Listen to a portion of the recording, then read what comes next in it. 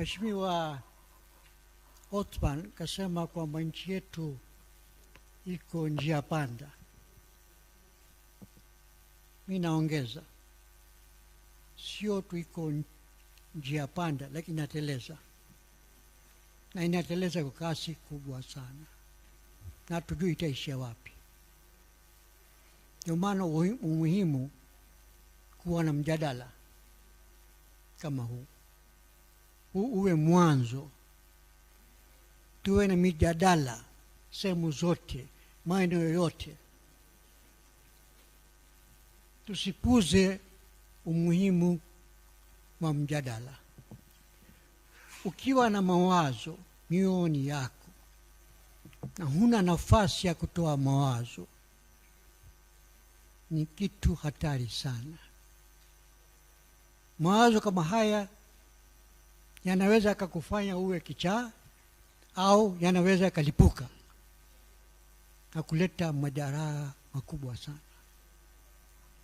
Kwa hivyo naomba sana makundi, watu binafsi, vyama mbalimbali, tuendeleze mijadala. Sasa mimi ningependa niseme tu mambo mawili matatu. Tumezoea kusema, na kwa sahihi kabisa,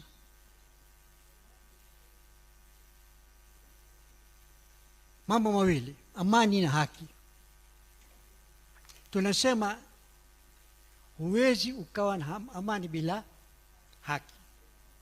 Ni sawa kabisa, isipokuwa kiungo kati ya amani na haki ni uwajibikaji.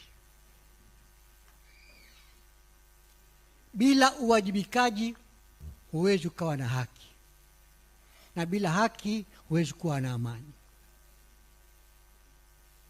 Na katika tukio lililotokea, swala muhimu linajitokeza na uwajibikaji. Kwa maoni yangu, hatuwezi tukapiga hatua yote ile bila uwajibikaji.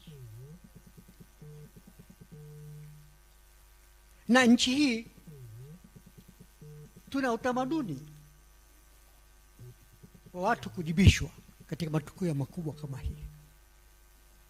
Mnamo mwaka 1976, wengine mtakumbuka, wengine labda bila shaka mlizaliwa baada ya hiyo, hamwezi kukumbuka.